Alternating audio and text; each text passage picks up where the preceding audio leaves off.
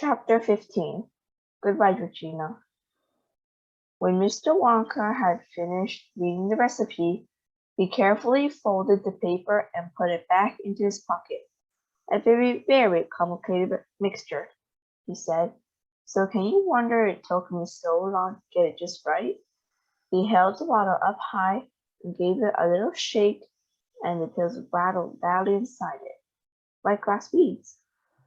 Now, sir, he said, offering the bottle first to Grandpa George, will you take one pill or two?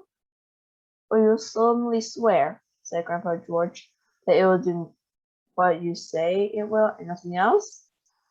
Mr. Wonka placed his free hand on his heart. I swear it, he said. Charlie edged forward. Grandpa Joe came with him. The two of them always stayed close together. Please excuse for asking, Charlie said, but are you really absolutely sure you've got it quite right? Whatever makes you ask a funny question like that? Said Mr. Wonka. I was thinking of the gun that you gave to Violet Beauregard, Charlie said. So that was bothering you, cried Mr. Wonka.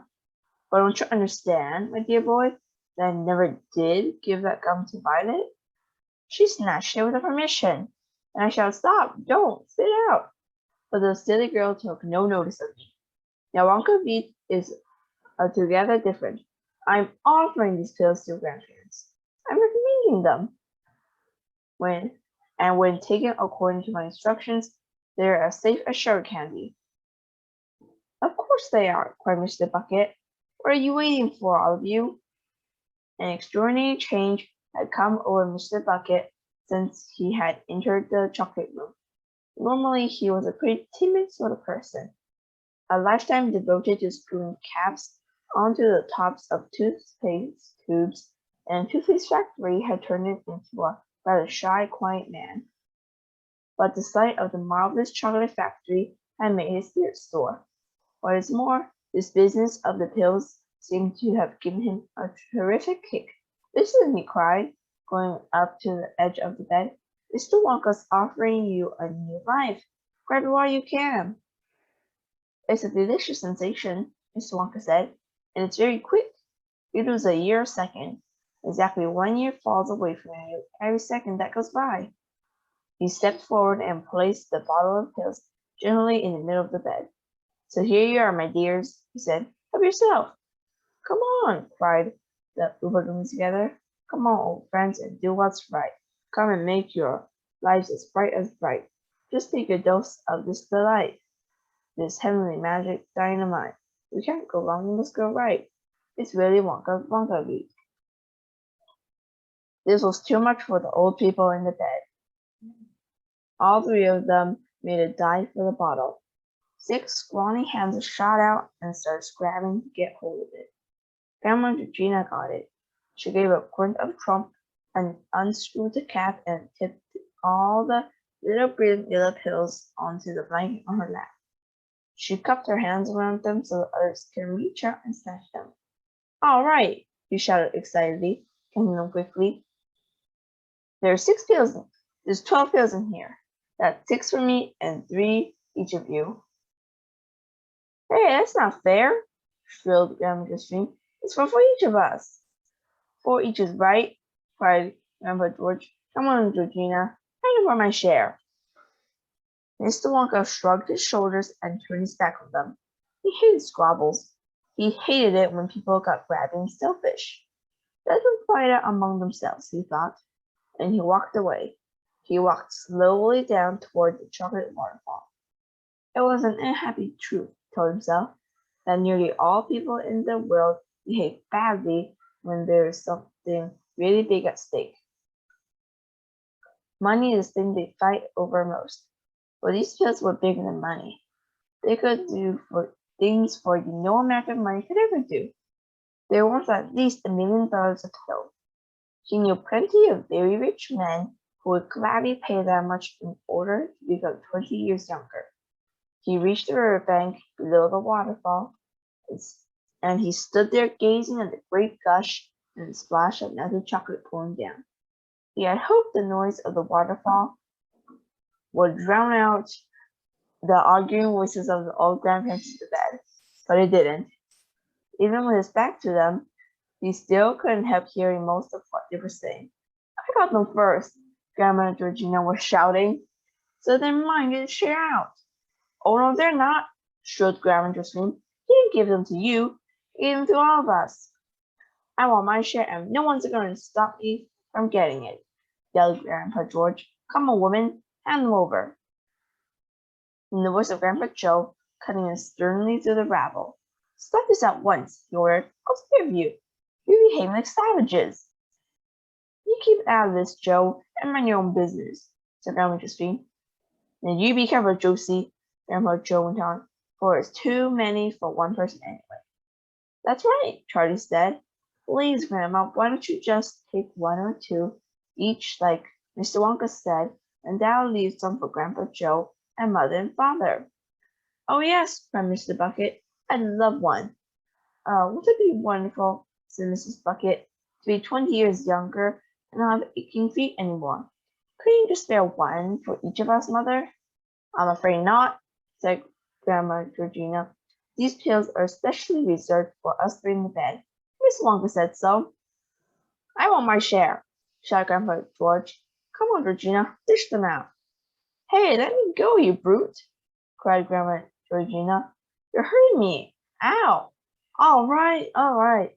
I'll share them out if you'll stop twisting my arm. That's better. Here's four for Josephine, and 4 for George, and 4 for me. Good, said Grandpa George. Now who's got some water? Without looking around, Mr. Wonka knew that 3 Oompa Loompas would be running to the bed with 3 glasses of water. Oompa Loompas were always ready to help. There was a brief pause, and then, well, here goes, said Grandpa George. Young and beautiful, that's what I'll be, shouted Grandma Josephine. Farewell, old age, cried Grandma Georgina. All together now, down the hatch. Then there was silence. Mr. Wonka was itching to turn around and look, but he forced himself to wait.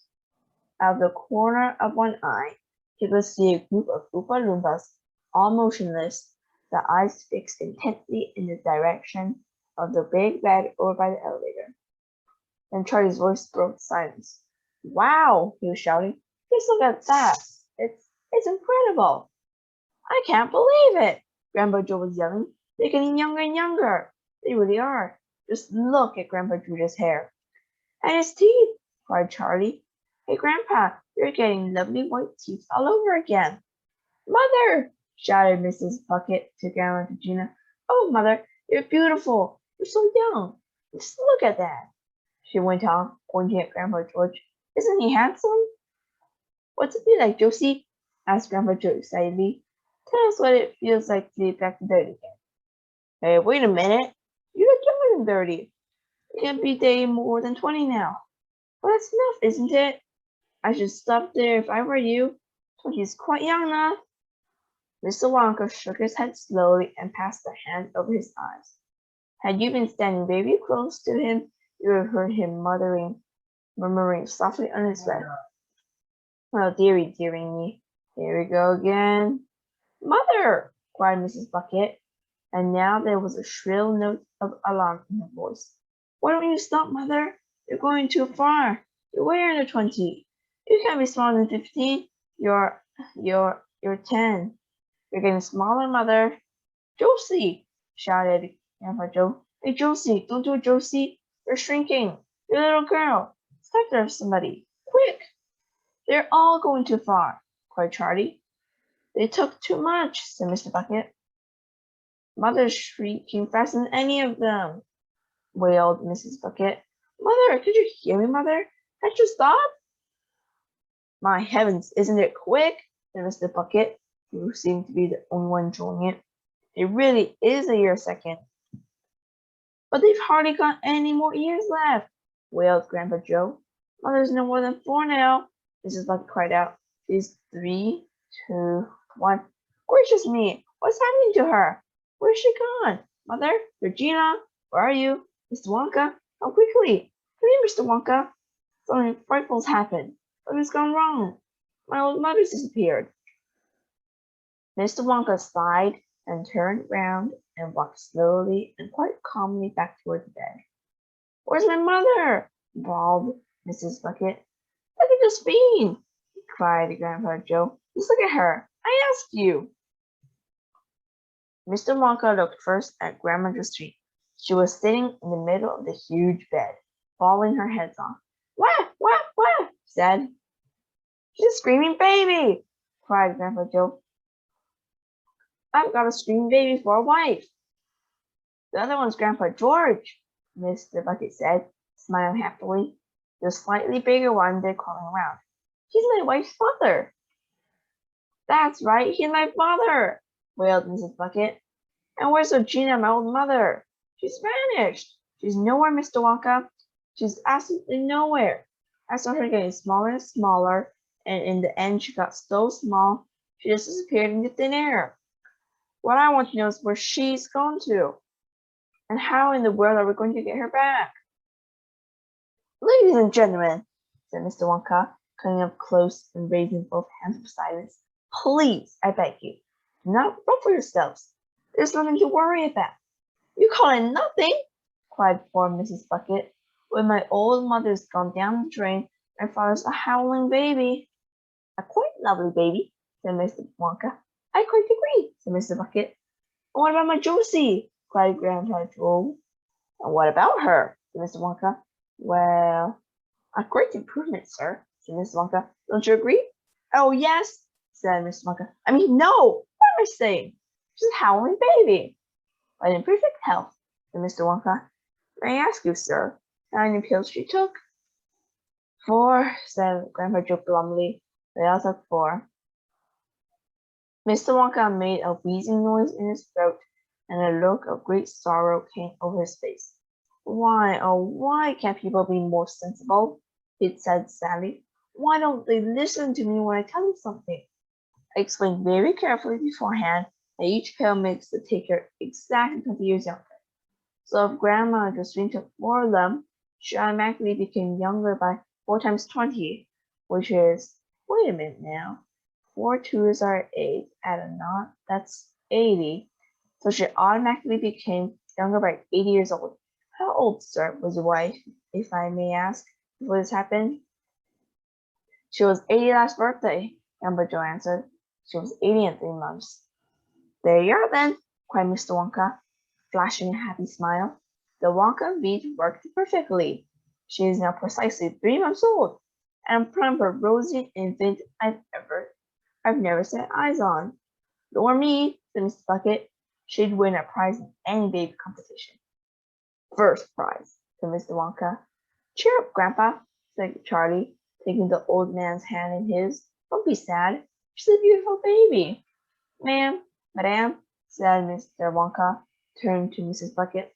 How old, may I ask, is Grandpa Joe your father? 81, wailed Mrs. Bucket.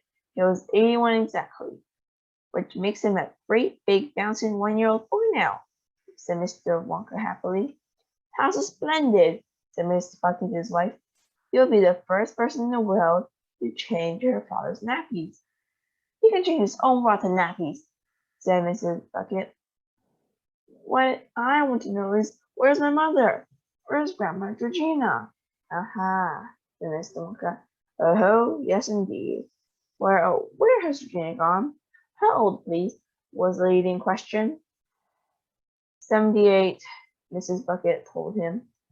Well, of course, laughed Mr. Wonka. That explains it. Explains what? Snapped Mrs. Bucket.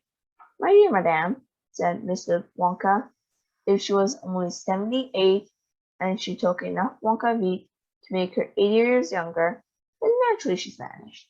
She's bitten off more than she could chew. She's taken off more years than she had. Explain yourself, said Mrs. Bucket. Simply arithmetic, said Mr. Wonka.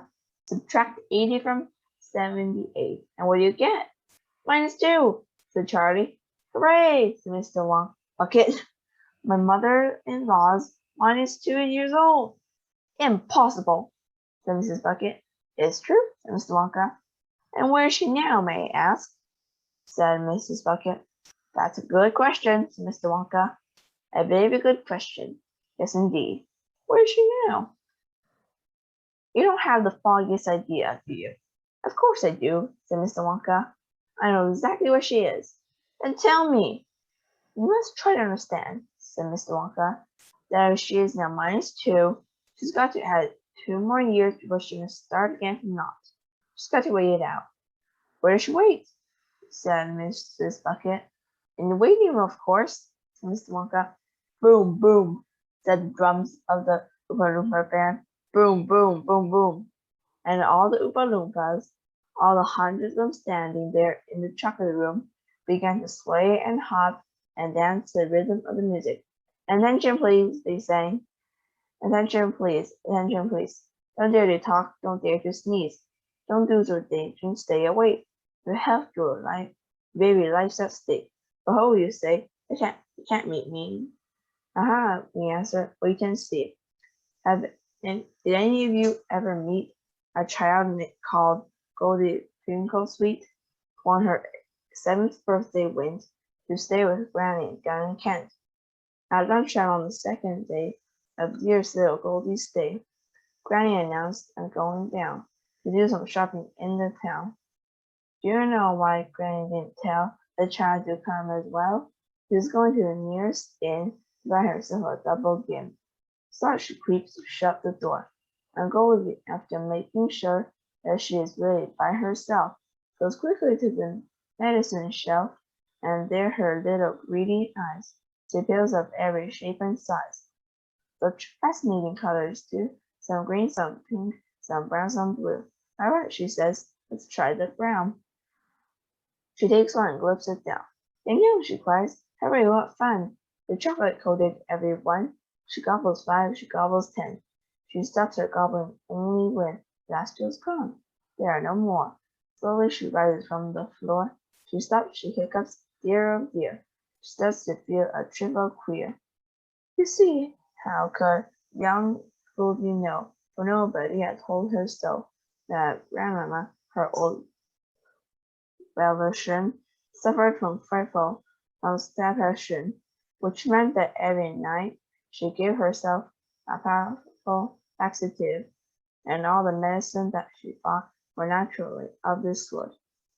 The pink and red and blue and green were all extremely strong and mean, but far more fierce and meaner still was Granny's little chocolate pill.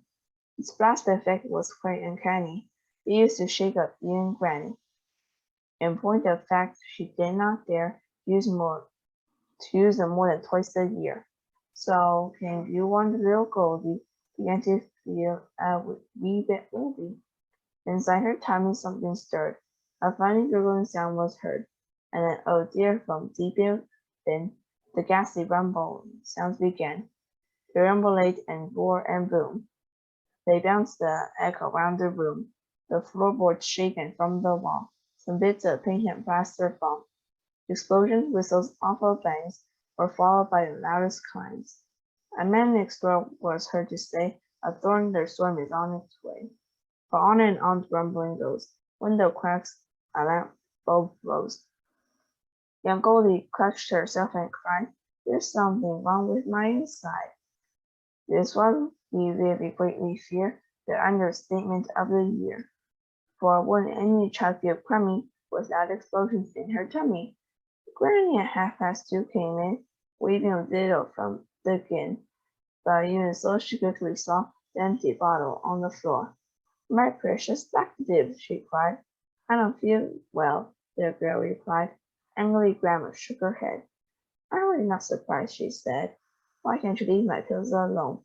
And with that she grabbed the telephone and shouted, listen, send a stricken ambulance. My child is sick. It's in my 50 Fontwell Road. Come fast, I think she might explode. We're sure you do not wish to hear about the hospital and where they did a lot of horrid things with stomach clumps and rubber rings. Answer what you know. There Goldie did, where did she go?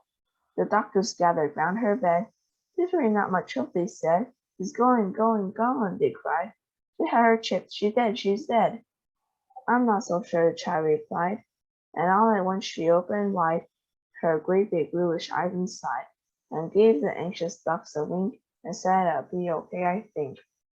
So Goldie lived and back she went, at first to Granny's place in Kent. Her father came the second day and fetched her in a Chevrolet and drove her back to home in Dublin. But Goldie's troubles were not over. You see, if someone takes enough of any highly dangerous stuff, one will invariably find some traces of it left behind. Which brings us quickly to relate that Goldie suffered from this fate. She'd taken such a massive fill of this unpleasant kind of pill, got into her bones and blood, and messed up all her chromosomes. It made her constantly upset, and she could never really get the beastly stuff to go away. And so the girl was forced to stay for 7 hours every day within the everlasting gloom of what we call the ladies' room. And after all, WC is not the gayest place to be. So now, before it is too late, take heed of Goldie's dreadful fate, and seriously, all jokes apart, do promise across your heart that you will never help yourself to medicine from the medicine shelf. And now, Chapter 16, Bitter Wonk and Mindsland. It's up to you, Charlie, my boy, said Mr. Wonka. It's your factory. Shall we let your grandma Regina wait it out for the next 2 years, or shall we try to bring her back right now? You don't really mean that you might be able to bring her back? Cried Charlie. There's no harm in trying, is there, if that's the way you want it?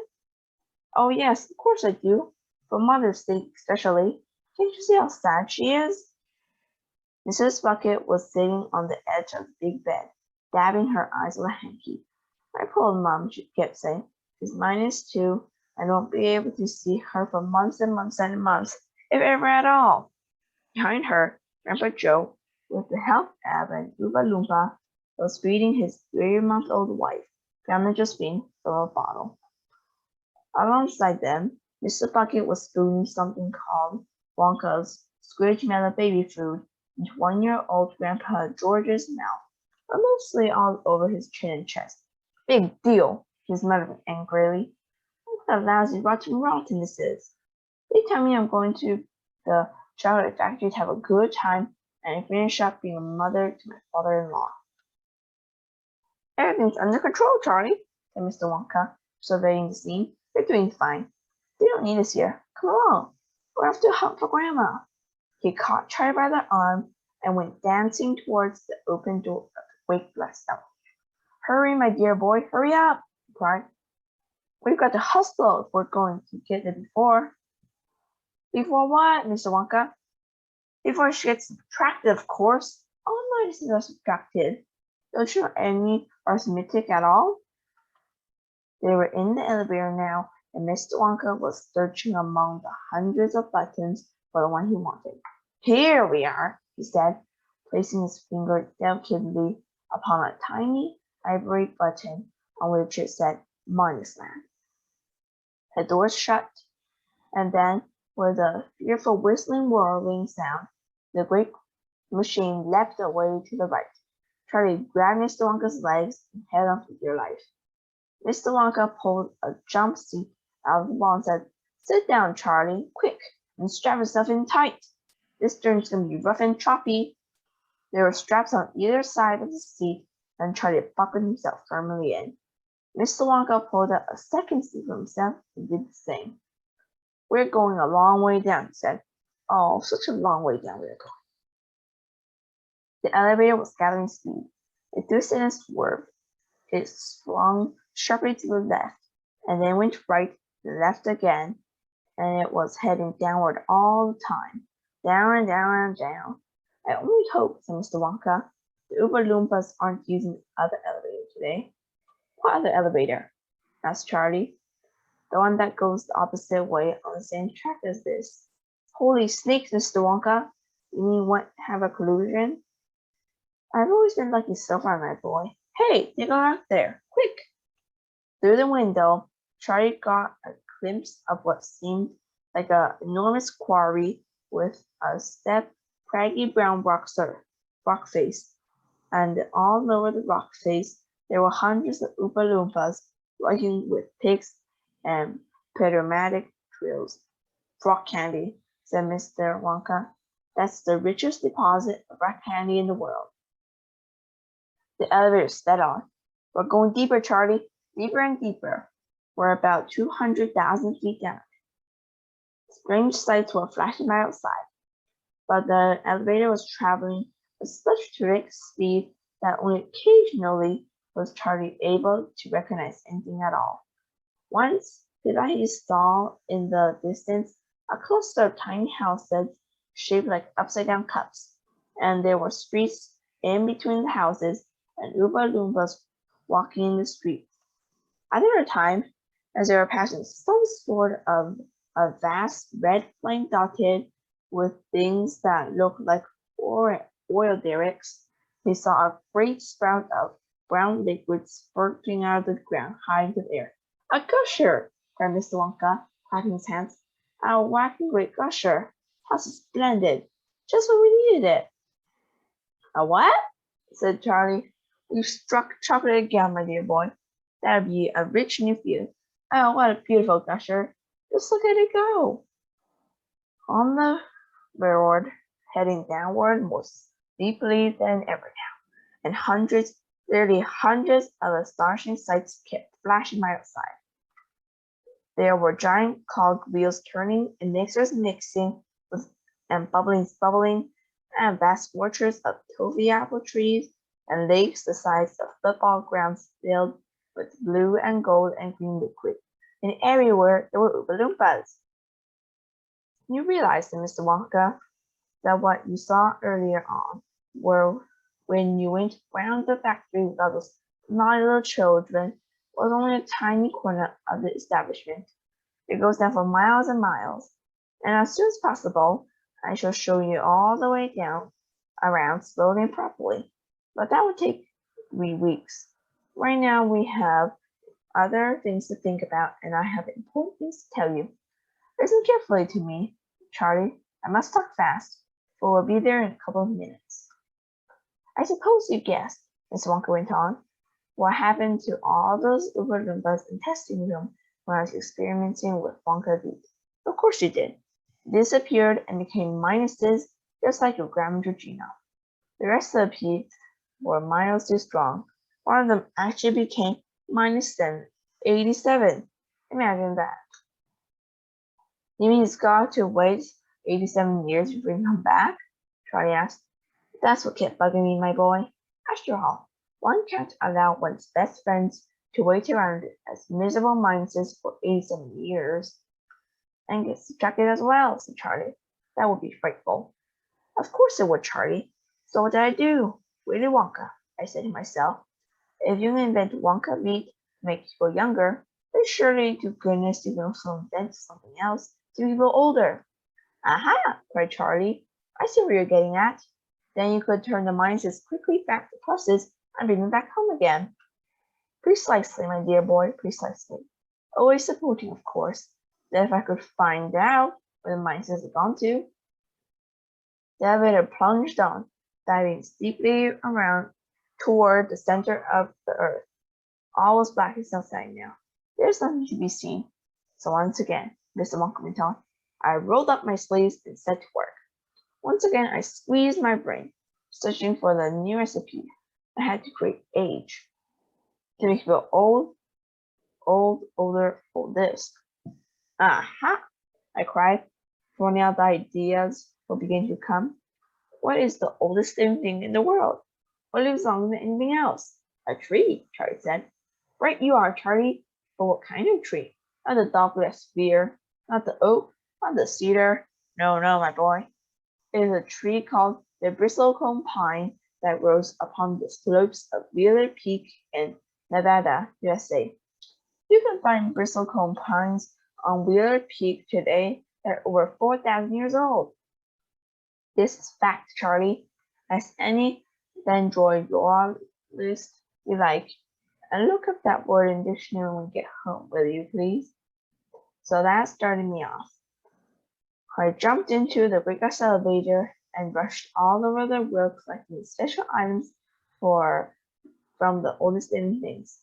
A pinch of sap from 4,000-year-old Versicum pine, the toenail clippings from a 168-year-old Russian farmer called Petrovich Grigorovich, an egg laid by a 200-year-old tortoise belonging to the king of Tonga, the tail of a 51-year-old horse in Arabia, the whiskers of a 36-year-old cat called Crumpets, an old flea which had lived on crumpets for 36 years, the tail of a 207-year-old giant rat from Tibet, the black teeth of a 97-year-old Grimalkin living in a cave on Mount Popocatépetl, the knuckle bones of a 700-year-old Cataloo from Peru.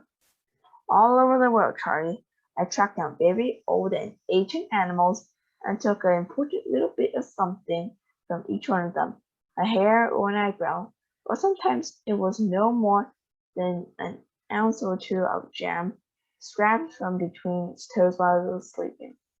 I tracked down the whistle pig, the bobolink, the scrock, the poultry frog, the giant curlew, the stinging slug, and the venomous squirrel, who can spit poison right into your eye from 50 yards away.